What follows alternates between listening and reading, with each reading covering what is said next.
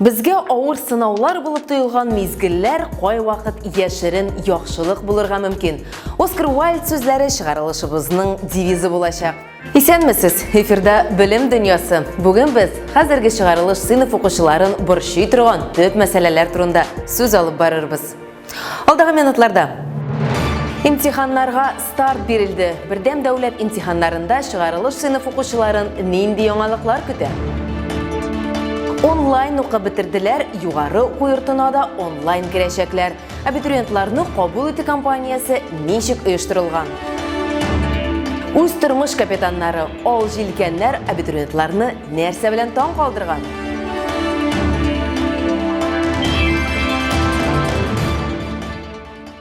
Россия чыгарылыш сыйныф укучылары җаваплы чорга бердәм дәүләт имтиханнарын тапшыру чорына аяк баса.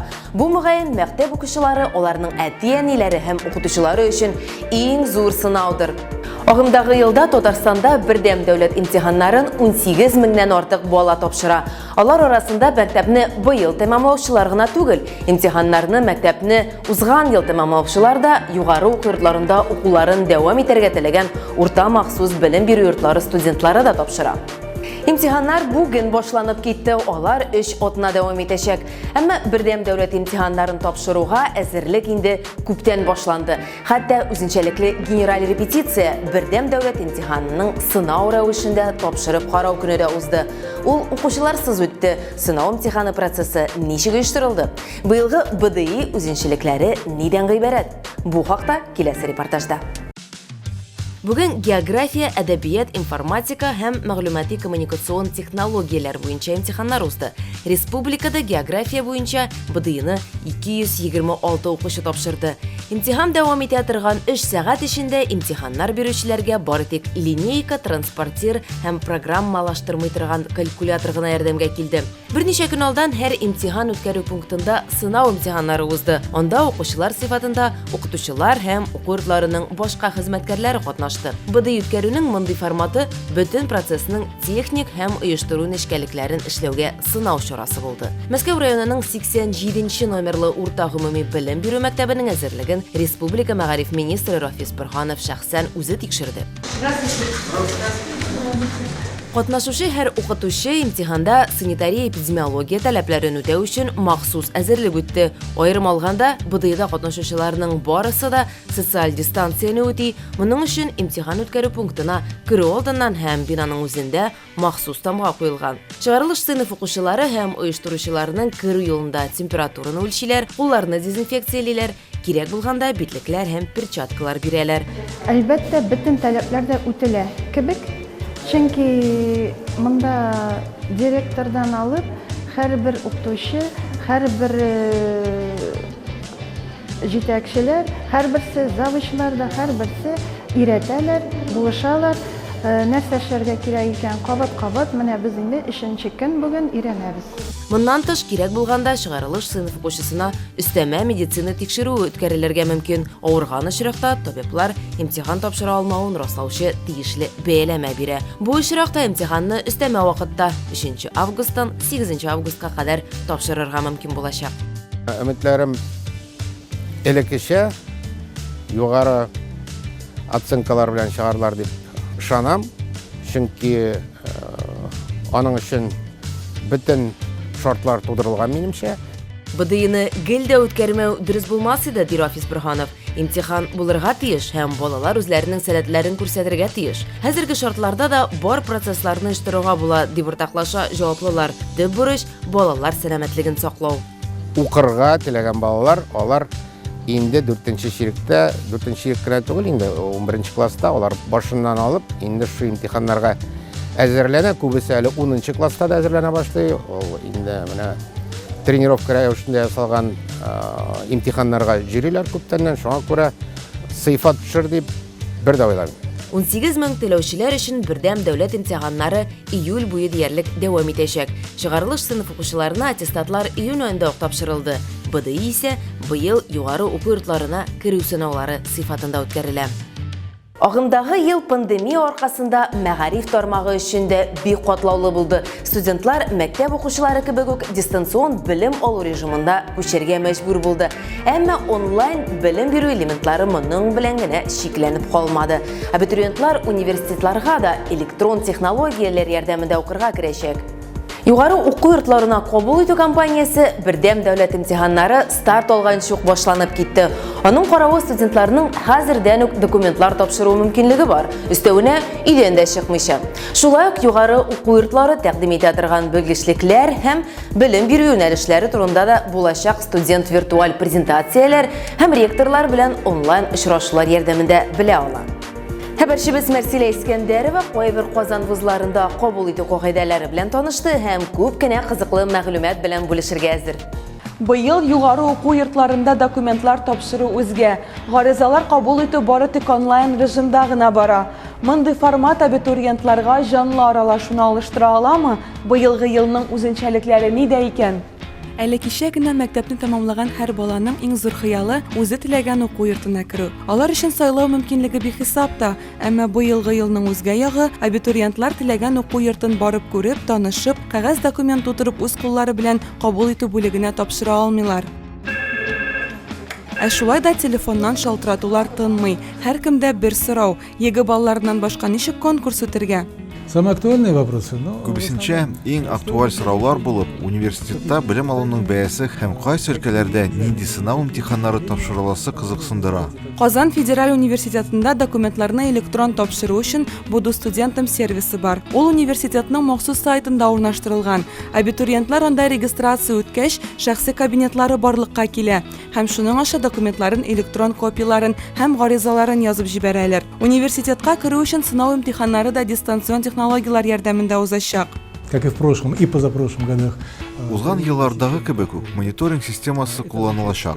Демәк, абитуриентка сынау имтиханы тапшыру өчен дистанцион рәвештә күрү мөмкинлеге бирелә. Шуннан соң да мониторинг системасы имтихан тапшыру процессының видеоязмасын, шулай ук экранның видеоязмасын тәэмин итә. Әгәр абитуриент интернеттан ниндидер мәгълүмат карый икән, система аны шундук билгеләп куя. Узган еллар белән чагыштырганда бу елны югары уку йортларында документлар тапшыру вакыты озайтылачак. Кенету кайда документларны тапшыру кабул итү комиссиясе порталы аша күп кенә сервислар үстерүне күз уңында тота. Алар абитуриентларга тагын да якын булу өчен социаль челтәрләрне дә бик актив алып баралар. Абитуриентлар өчен бигрәк тә Instagram популяр. Барлык мәгълүматлар һәм яңалыклар да Instagram челтәрендә яктыртып барыла. Мы предусмотрели работу горячей линии. Без кайнар линия эшендә алып барабыз. Ягъни чит ил абитуриентларыннан, мәсәлән, Казахстан, Үзбекистан, Төркменистан гражданнарыннан шалтыратулар килә торган кәрәзле корпоратив номер бар.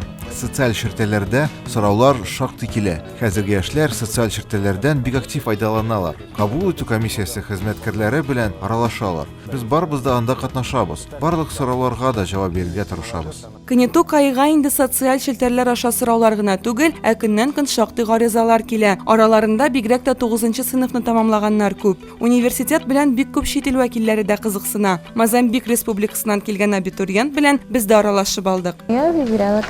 Миңа дус кызым Казан шәһәре турында сөйләде. Һәм анда дөньядагы иң яхшы университет барлыгын әйтте.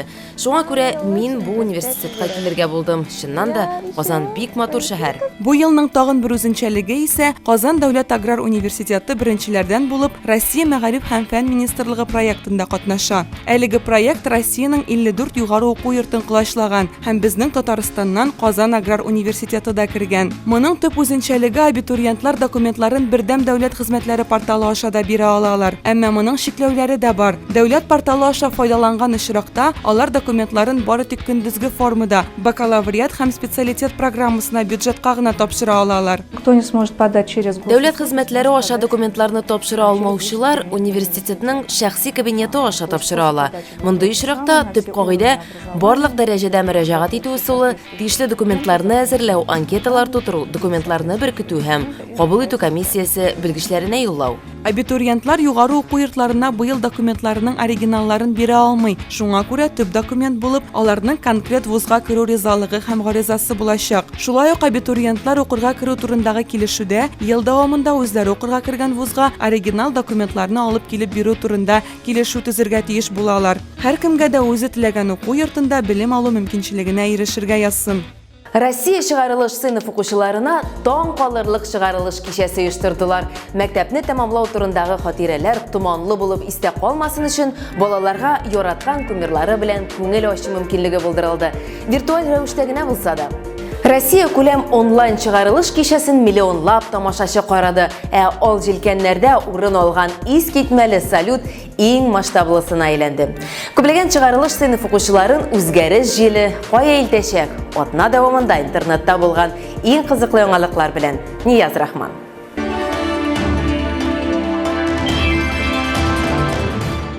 Сәлем дуслар, быел мәктәпне тәмамлаучылар мәңгә тарихка кирип калды инде. Аларның бу хукукларын беркем дә тартып ала алмаячак, чөнки алар онлайн укыдылар, онлайн соңгы коңгырау шалтыраттылар, хәзер менә онлайн чыгарылыш кичәләре уздыралар. Бу хакта безнең сәхифәдә сөйләрбез. Зур юлга зур фатиха. Уку елы тәмамлану чыгарылыш кичәсе белән мәктәп укучылары һәм студентларны Владимир Путин да котлады. Очрашып түгел, әлбәттә, инде гадәткә кергәнчә онлайн режимда. Ил башлыгы исә быел уку елы коронавирус аркасында шактый катлаулы булды. Укучылар һәм укытучылар бер команда булып эшләде ди. Бу әлбәттә югары бәя. Президент яшьләргә тормышта үз урыннарын табу һәм беркемгә дә охшаш булмаган зур юлны үзләре теләгәнчә үтүләрен теләде. Хочу пожелать вам, никогда не переставайте мечтать, строить самые дерзновенные планы. Если уверены в своей цели, смело идите к ней, какой бы фантастической поначалу она ни казалась. Только так можно достичь настоящих высот, новых вдохновляющих вершин в науке, в искусстве, спорте, в технологиях, в каждой профессии, в каждом любимом деле. Чыгарылыш кичәсе исә онлайн режимда узды. Аны барлыгы 22 миллион кеше караган. Оештыручылар телевизор һәм ВКонтакте челтәре аша шуның кадәр кешене җыйганнар. Монда чыгарылыш сыйныф укучылары гына түгел, бу чарага битараф булмаган һәр кеше тартыла. Онлайн концертта кемнәр катнаша дигән син яшьләрнең чын кумирлары Баста, Тима Белорусских, Тимати, Зивер һәм Нилета. Моннан тыш бәйрәм белән чын йөрәктән чыгарылыш сыйныф укучыларын Андрей Кончаловский, Тина Канделаки, Герман Греф һәм Тимур Бекмәметов кебек танылган шәхесләр котлый. Было такое приложение ICQ, сейчас ей не пользуется, Аська. Вот. И у меня там в статусе где-то стояла мечта. Мечтаю, чтобы все люди на этой планете были счастливы. Эта мечта, наверное, неосуществима. Но в какой-то степени как можно больше людей сделать счастливыми, я постараюсь, и вы стараетесь это делать. Это самое главное. А самое главное еще быть самим счастливым. Поэтому, Яна, ты будь счастлива, все будьте счастливы. Әмне Санкт-Петербургта чыгарылыш кичәсен легендар ол җилкәннәрдән башка күз алдына китереп булмый. Быел да Россия дип аталган брик, ягъни судно үзенең җилкәннәре һәм биредә әзерләнгән тамаша белән шаккатырды. Мондый чараны чыгарылыш сыйныф укучылары ел дәвамында көтә. Әлбәттә, ул җилкәннәргә быел бернинди вирус токымачау итә алмады. Салюты гына нейтраль бит.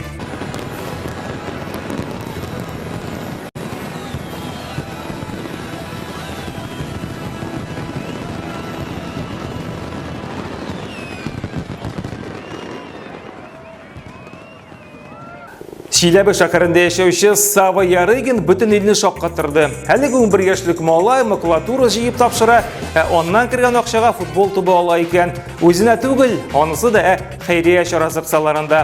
Малай үзе футбол белән җинләнә, шуңа күрә мохтаҗ булган үзәкләргә ярдәм итәргә уйлый. Бер туп 200 сум тора, аны алу өчен кимендә 20 килограмм макулатура тапшырырга кирәк ди Сава.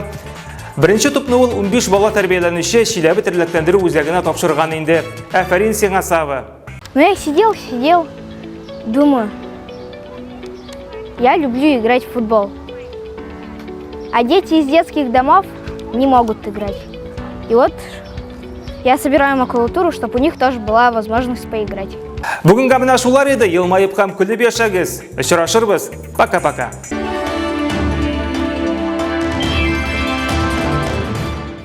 Безнең социаль челтәрләрдәге аккаунтларыбызга рәхим итегез, комментарийлар калдырыгыз, кызыклы язмаларыгыз белән бүлешегез. Чыгарылышыбызны Сенека сүзләре белән тәмамлыйбыз. Күп мәгънә яшәмәсәң дә, һәр вакыт укырга кирәк. Белемнәрегез сезнең мәңгелек юлдашыгыз булачак, шуны истә тотыгыз. Киләсе очрашуларга кадәр.